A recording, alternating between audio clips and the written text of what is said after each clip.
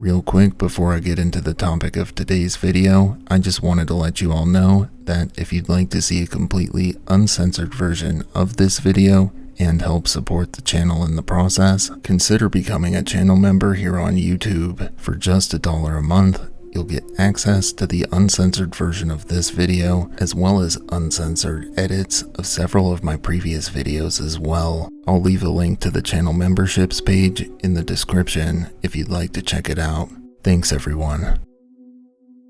The wild and often wacky world of cults, particularly those that harbor more unconventional and extreme beliefs, are a subject of widespread fascination across the globe. This greater public fascination with these unusual, highly niche cults is in large part driven by an underlying, innate human curiosity to attempt to understand how and why individuals involved with these groups ultimately end up devoutly adopting such radical beliefs.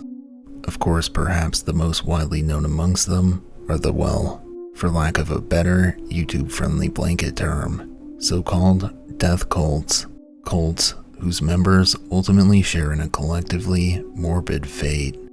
One of the most well-known examples of such is the notoriously eccentric Heaven's Gate, widely known for their highly unusual alien-centric beliefs and religious practices, which eventually culminated in all 39 active members taking their own lives simultaneously in a group effort to, quote, ascend to the next level. Well, actually, since I know someone out there is already typing this out in the comments, there was actually 40 active members of Heaven's Gate. But you know, one guy had to stay behind and make sure their website stayed up and running. And to the guy's credit, the website is still up and running in all its 90s website glory, with this rather amusing, flashing Comic Sans red alert and all. While Heaven's Gate is an example of a group with extremely unusual beliefs, with its members' deaths fully integrated into their fundamental beliefs, this is not always the case, as many death cults are much more relatable and generally understandable to many outsiders, a perfect example of which being the Branch Davidians, whose infamous 51-day standoff with the US government from February 28th until April 19th, 1993 at their compound in Waco, Texas, ultimately resulted in the deaths of 4 ATF agents before the compound was set ablaze during a botched breaching attempt by government agents intended to break the weeks-long standoff, which ultimately resulted in the deaths of all 82 Branch Davidians within the building. Of course, I can't neglect to mention perhaps the most infamous and widely known death cult of them all, the People's Temple, led by the infamous Jim Jones, with 909 of the cult's members notoriously perishing after consuming cyanide-laced flavor aid at their commune known as Jonestown in Guyana, giving birth to the widely known saying, "Don't drink the Kool-Aid." Additionally, 8 further People's Temple members, as well as Jones himself, would take their own lives separately after the group ambushed and killed 5 further people at a nearby airstrip, including US Congressman Leo Ryan. The cult that is the subject of this video, however, is somewhat inexplicably much less widely known than any of the aforementioned death cults, despite sharing many similarities to all 3 of them, but especially the latter 2 in particular, with a final resulting death toll that exceeded even the horrors of Jonestown, a death cult known as the Movement for the Restoration of the 10 Commandments of God. Join me as we dive deeper into the cult's origins, beliefs, and the events that led up to, as well as the events that ultimately resulted in the deaths of 924 of the cult's members. The story of the Movement for the Restoration of the 10 Commandments of God begins in a location and at a point in time which should be quite familiar to those of my viewers who have seen the video I released earlier this year about Joseph Kony and his Lord's Resistance Army, as both groups were founded in the exact same year within the African nation of Uganda in the late 1980s, following the conclusion of the Ugandan Bush War. Now, if you haven't seen that video yet, I highly recommend watching it if you'd like a more in-depth description of the Ugandan Bush War and its implications regarding the greater overall civil and political climate within the nation. However, I will provide a greatly condensed version of some of the relevant major events which ultimately led to the cult's founding in the late 1980s, briefly now here in this video as well. The Ugandan Bush War would conclude in the year 1986 when a rebel coalition known as the National Resistance Army, or NRA for short,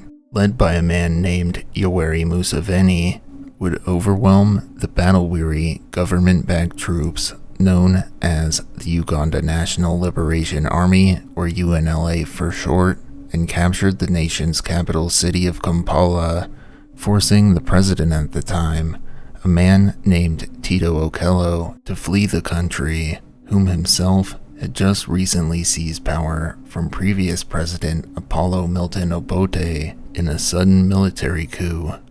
Following his rise to power in 1986, Museveni would manage to consolidate and secure his position as Uganda's president and head of state far more effectively than any of the revolving door of previous presidents and their regimes had managed since Uganda had gained independence from the British in 1962. Notably, one of the ways Museveni managed to accomplish this feat, where the others had failed, was by relentlessly pursuing UNLA and any other potentially adversarial remaining rebel group remnants with his NRA troops, and months later would eventually negotiate terms of surrender with the few remaining pockets of remnant opposition forces, effectively ending any further attempts to usurp him from power by the more traditional rebel groups that had been prevalent in Uganda in the previous years. However, despite Museveni's efforts to eliminate his obvious potential political opposition and the NRA's widespread popular support throughout their insurgency against the UNLA,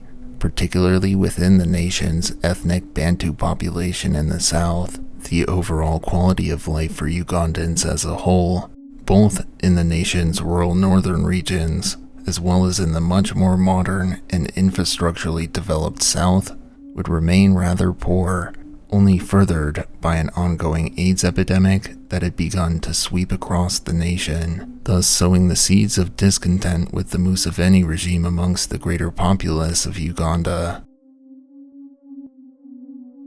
The emerging nationwide discontent with the Museveni regime, particularly in the ethnically Acholi northern regions of Uganda, would also coincide with a string of scandals within the traditional Catholic Church, which had greatly tarnished their reputation amongst Uganda's populace, and as a result, this widespread distrust of the Museveni regime and the Catholic Church would result in a wave of simultaneous grassroots revolts against the Museveni regime, as well as a widespread upheaval of the previous established religious hierarchy in the country, as many people began to seek spiritual and religious guidance from figures outside of the established Catholic Church.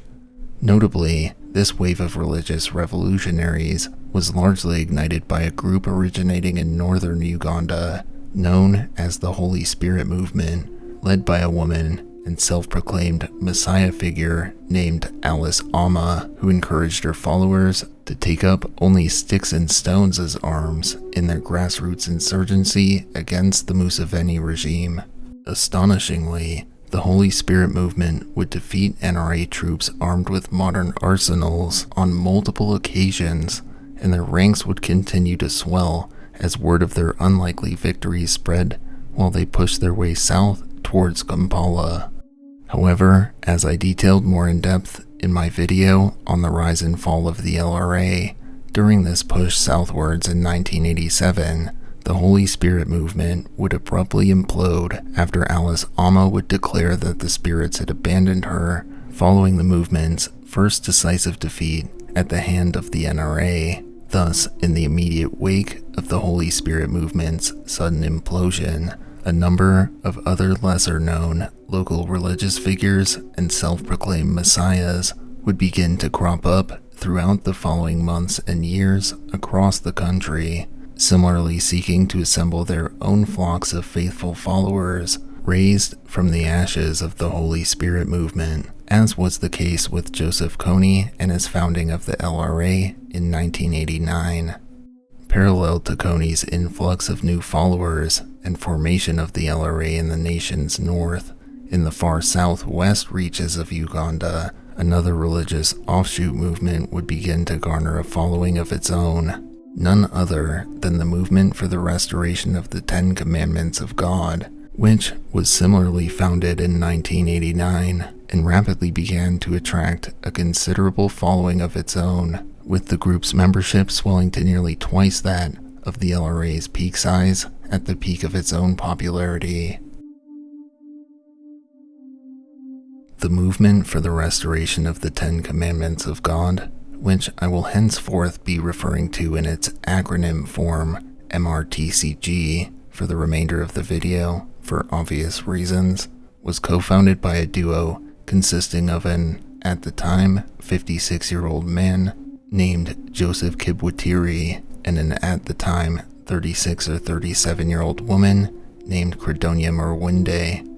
While little is known about either founder's lives preceding founding the MRTCG in 1989, there are a few documented details of Joseph's life preceding the MRTCG that do exist, including that he grew up as a member of a wealthy, highly devout Catholic family.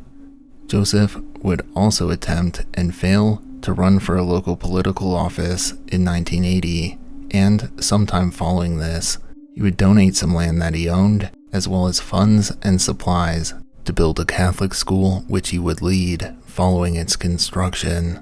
The new school and its orthodox curriculum would prove to be well liked by both the students of the school and by the surrounding community at large, which would garner Joseph a reputation as a well-liked and highly respected member of the local community. Following the founding of his Catholic school, Joseph would begin to claim that he had begun experiencing Marian apparitions, or visions of the Virgin Mary, which began, surely entirely coincidentally, right around the height of the Holy Spirit movement's peak popularity in 1986, although there are several conflicting accounts regarding exactly when Joseph's visions actually occurred. Regardless, Joseph's claims of Marian apparitions alone seemingly wouldn't prove to be significant enough to amass any sort of a following as a result of them. However, his alleged visions would play a pivotal part in connecting Joseph and Credonia years later during a fateful encounter in 1989.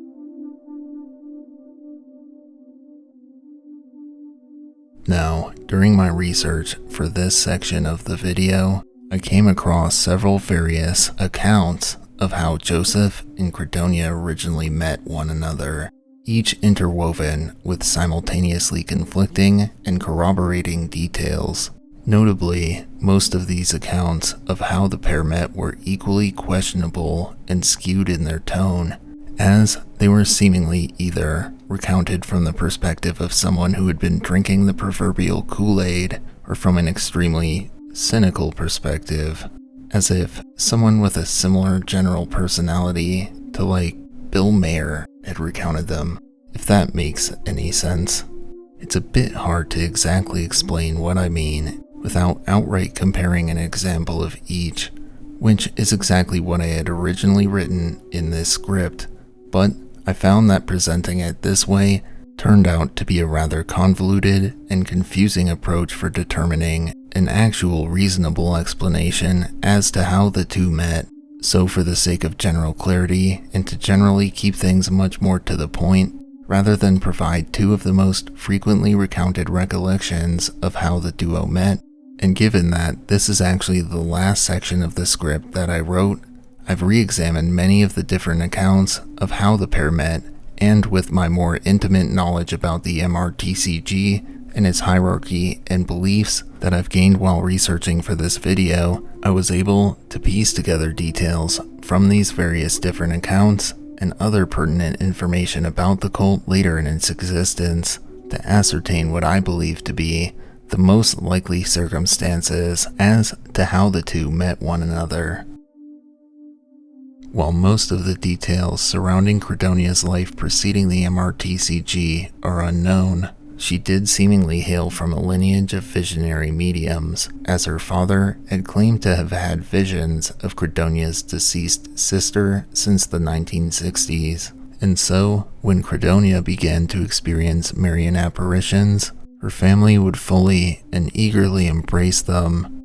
while Credonia and her family would attempt to spread word of her visions to anyone who would listen. She wouldn't actually amass any followers outside of her family members, much like had been the case with Joseph and his Marian apparitions. On an evening in 1989, while Credonia was working as a prostitute near where Joseph lived, she came across this rock, which she claimed resembled and assumed the form of the Virgin Mary. As she was in the general area of Joseph's residence, sometime after experiencing this vision at the rock, she was somehow, most likely while regaling locals with details of her own vision, made aware that Joseph had experienced similar Marian apparitions, and so she would pay Joseph's residence a visit accompanied by her sister Ursula, who notably would later assume a senior leadership role in the MRTCG. And upon hearing of Credonia's similar experienced visions, Joseph would excitedly welcome the sisters into his home with open arms. The duo would instantly bond through their similar experienced visions of the Virgin Mary, with their relationship quickly blossoming into the pair officially co-founding the MRTCG together. Naturally, given the backgrounds of the MRTCG's founders, the cult's core beliefs and traditions are rooted heavily in Catholicism and Catholic imagery, with a particular importance placed on the Virgin Mary, whom they believed would directly communicate with MRTCG leadership through visions. Mary would allegedly warn of an apocalypse, which was prophesied to occur in the not-so-distant future, but by showing their devotion, she would personally guide them into the end years through the apocalypse. I'll delve into much further detail about this prophesied imminent apocalypse a little later on in the video. Due to the MRTCG's core beliefs drawing heavy influence from Catholicism, combined with the aforementioned string of scandals that had eroded public opinion of the traditional Catholic Church, as well as the other aforementioned political and societal factors I detailed earlier in the video, the MRTCG was founded during the ideal atmosphere for their apocalyptic beliefs to appeal to a large number of Ugandans, and the cult's membership would quickly swell throughout 1989. Notably, it was also in 1989 that the MRTCG would add two notable, prominent members to its ranks, two excommunicated Catholic priests named Paul Icazire and Dominic Katari Babo. Notably, Paul himself would later explain what had drawn him, as well as many others, to the MRTCG around this time, recounting, quote, "We joined the movement as a protest against the Catholic Church. We had good intentions. The church was backsliding, the priests were covered in scandals, and the AIDS scourge was taking its toll on the faithful. The world seemed poised to end," he would recall. Notably, the addition of Dominic to the group's ranks would greatly bolster the MRTCG's reputation and perceived validity, as he was widely known to have been educated in the United States, graduating with a master's degree in religious studies from Loyola Marymount University in LA, which he would falsely claim as a PhD, and he would quickly ascend to a high rank within the group's hierarchy, earning a reputation over the years as one of the cult's most dedicated and devout members. Delving further into the MRTCG's hierarchy, while both Joseph and Credonia had co-founded the group together, and thus, on paper at least, occupied equally important top leadership positions within the group, in practice, this would seemingly not prove to be the case, as Credonia had assumed the role of the cult's high priestess, serving as the primary medium for the Virgin Mary to communicate and guide the group's followers through her visions, while Joseph primarily served the role of the group's patriarchal figurehead, with Paul Alcazar describing the co-founders' relationship and overall dynamic within the group as, quote, "The meetings were chaired by Sister Credonia. Kibwatiri was just a figurehead intended to impose masculine authority over the followers and enhance the cult's public relations," he later recounted. However, during the cult's period of rapid expansion early in its history, Joseph would also play another important role as the cult's primary financial backer. The early 1990s would prove to be a tumultuous, yet highly active period in time for the MRTCG, as the steady influx of new followers flocking to join the cult at their compound would initially prove to be costly to maintain, and Joseph was forced to sell multiple of his own properties, one of his cars, as well as numerous pieces of milling equipment in order to continue funding the cult during its infancy. The MRTCG's woes would be further compounded in 1992 when they were ousted from their initial compound location in Rowashamire. However, they would ultimately resettle to an expansive swath of land owned by Credonia's father in the Kanungu district, where its devoted members proceeded to construct buildings for recruitment, housing, and worship, as well as a primary school. A majority of these extensive construction efforts were funded by the group's recruits selling their possessions and pooling their money together to purchase supplies and other necessities to support the MRTCG's rapidly swelling ranks. In a similar fashion to the infamous Jonestown, the purpose of the cult all living together within the commune was to create an isolated, self-sustaining, insulated community. And while the MRTCG had faced hardships whilst establishing their commune, by the mid-1990s, the group had in fact managed to achieve this goal, as the MRTCG membership would eventually convert much of the land surrounding their compound into a thriving banana and pineapple plantation, which could easily output enough produce to sustain them year-round. They would then go on to establish several further auxiliary compounds as membership swelled to a peak size of approximately 5,000 members in the mid-1990s. Well, now that I've brought you all up to speed on the cult's origins, the early years of its existence, its general leadership hierarchy, and how the cult established their communal foothold in the region, I think now is a good time for us to loop back to take a look at the beliefs and practices of the MRTCG in further detail. As I mentioned briefly earlier in the video, Credonia would assume the role of High Priestess and acted as the spiritual head of the group, serving as the primary conduit for Marian apparitions, while Joseph would lead the inner circle of 6 of the cult's most devout followers, 3 men and 3 women, known as the New Apostles, who were also said to receive visions from Mary, particularly pertaining to her role in sweeping the group's members up to heaven during the inevitable imminent apocalypse. In the 1990s, the MRTCG would begin publishing a booklet detailing this upcoming apocalypse titled A Timely Message from Heaven, The End of Present Time, which would serve as one of the cult's primary defining doctrines. And MRTCG members were encouraged to study and memorize the booklet intently as part of their regular theological studies. Notably, while the cult's doctrine did emphasize the approaching apocalypse, it did not necessitate that members carry out any specific tasks, particularly actions in the same vein as members of Heaven's Gate during their mass ascension, to be granted Mary's guidance through the apocalypse and into heaven,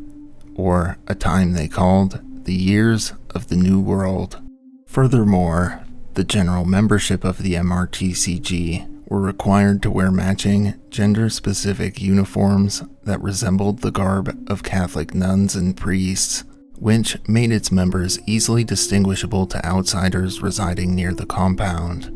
Furthermore, MRTCG members were required to restrict their speech and communication amongst each other as to avoid saying anything dishonest or otherwise sinful, and thus many members would instead communicate using handmade written signs and hand gestures to ensure they did not violate this mandate. Thus, outsiders would largely describe the cult's members as quiet and self-seclusionary, but otherwise unobtrusive and unthreatening in their demeanor towards outsiders.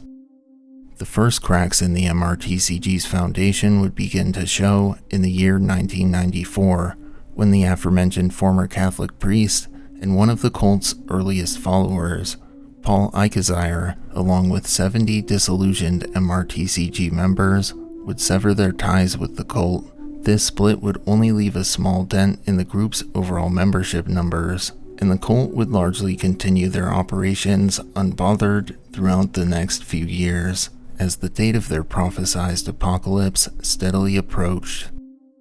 However, in 1998, the MRTCG would face another major setback when the movement was shuttered by the Ugandan government, citing unsanitary conditions found in the group's main communal compound, as well as their prominent use of child labor to operate their plantations, and further accused the movement of kidnapping local children in an effort to supplement their ranks. However, this shutdown would only prove to be a brief setback for the group, as they had seemingly managed to quickly appease the Ugandan government and were again allowed to resume their activities at the compound as normal. The dawn of the following year, 1999, would mark the beginning of a pivotal period for the MRTCG, as the prophesized apocalypse was set to occur at the dawn of the new millennium on January 1st, 2000, which would begin what members of the MRTCG would dub Year 1 of the New World. As the months in 1999 passed by, a sense of immense tension in anticipation of the upcoming apocalypse would inspire a widespread fervor amongst many of the MRTCG's members, which had reached a fever pitch by the final few days of 1999, as MRTCG members began to sell off their worldly possessions, such as their cattle and clothing. It would certainly come as a surprise to the group's members then, when the world did not come to an apocalyptic end as prophesied on January 1st, 2000, which would cause many MRTCG members to grow suddenly disillusioned with the movement and its apocalyptic preachings, with some even demanding the group's leadership refund them for their possessions they had sold in order to fund the compound's pooled fund, and were irate that they'd been misled into joining the cult under the pretense of this clearly falsely prophesized apocalypse. This would, of course, leave MRTCG leadership scrambling for an explanation as to why the apocalypse hadn't occurred as according to their foretold prophecies. In a clear effort to quell the growing discontent amongst the greater MRTCG membership, the cult's top leadership officials would soon announce that they had in fact been slightly mistaken in their belief that the prophesized apocalypse would occur on January 1st,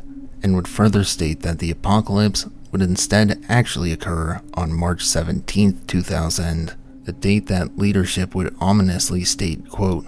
would come with ceremony and finality, a prediction which, this time, would tragically prove to be much more accurate than anyone outside of the cult's innermost circle could have ever imagined at the time. As the weeks in 2000 passed by and the date of the newly predicted apocalypse began to approach, MRTCG leadership would begin to make a few bulk purchases in the days leading up to the updated predicted apocalypse. Notably, 70 crates of Coca-Cola soft drink products were purchased, as well as 3 bowls that were delivered to the compound for the first of 2 publicly announced parties on March 17th and 18th, although, given its slated date, the public announcement of the second party was likely made by MRTCG leadership in order to obfuscate their true, nefarious intentions behind the party on the 17th. In fact, Coca-Cola and cattle were not the only bulk purchases made by MRTCG leadership in the days leading up to the party on the 17th, as one of the cult's highest-ranking and most influential figures, Dominic Katari-Babo, who I briefly mentioned earlier in the video, would also make a bulk purchase of 50 gallons of sulfuric acid, which was in fact a purchase that would play a larger role in the party on March 17th than the crates of Coca-Cola products ever would. On the evening of March 17, 2000, 530 MRTCG members would gather in the main church building at their main compound to partake in one final party on the eve of the prophesized apocalypse. Not long after the party had begun, locals outside the compound would recount that the sound of a loud explosion rang out through the air, and thick plumes of smoke began to billow from within the compound, as the main church building had erupted into flames. The 530 celebrating MRTCG members inside the church would attempt to flee from within it after the fire had broken out. However, as they did so, they would find that all the windows had been boarded and nailed shut, and furthermore, all the doors to the building had been chained and boarded shut from the outside as well. The blaze that had broken out at the church would quickly continue to engulf the building in its intense flames, which horrifically would result in the deaths of all 530 people trapped inside as they were immolated in the inferno. In the immediate wake of the explosion and the outbreak of the fire, authorities and both concerned and curious locals alike would arrive at the compound, greeted by plumes of smoke that reeked with the overwhelming stench of burning flesh. As one local villager would recount, quote, "Everything was covered in smoke, soot, and the stench of burnt flesh. It seemed to go right to your lungs." Another villager would note that they crossed paths with a man holding a hammer and nails exiting the compound just moments before the explosion and the outbreak of the fire. However, they were not able to identify the man. Within the charred ruins of the main church building, they would discover the source of the scent was stemming from the hundreds of badly charred bodies who had been trapped inside with no means of escape. Over the next few days, authorities set to work attempting to identify the hundreds of remains, as well as 6 further bodies that had been found to have been locked in the main compound's latrine as well. Piecing together further clues related to the fire as they did so, authorities would ascertain that the explosion preceding the outbreak of the fire had likely been the result of placed incendiaries that had been ignited by coming into contact with sulfuric acid. Notably, while not all of the badly charred remains of the 530 fire victims could be positively identified, the remains of 5 senior figures within the MRTCG, including both co-founders Joseph Kibwatiri and Credonia Murwinde, as well as senior members Dominic Katari-Babo, Joseph Kasaparari, and John Kamagara, appeared to be suspiciously absent from the scene of the fire, which would prompt authorities to raid several other properties belonging to the missing senior members, as well as the cult's other compound, located in Buhunage, 4 days later on March 21st, 2000. Upon arriving at the Buhunage compound, authorities would discover a further 153 bodies of deceased MRTCG followers, who, following autopsies, were discovered to have been poisoned and strangled, as some were found with banana fibers tied around their necks.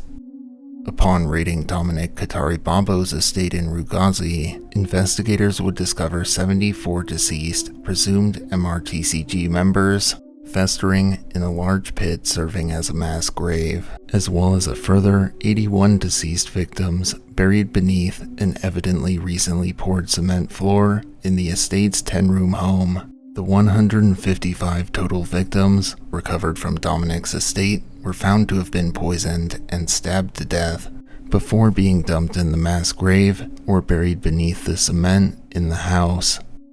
Furthermore, the authorities' raid of another senior member, Joseph Nimarinda's farm, would uncover a further 81 deceased victims who had been killed in a similar manner to the victims recovered from Dominic Katari Babo's estate. Notably, following an autopsy of the recovered remains, the medical examiner would note that most of the remains recovered from Nimarenda's farm, as well as many of the victims recovered from the Katari Babo estate, were showing signs of advanced decomposition that suggested the victims had been killed approximately 3 weeks preceding the fire.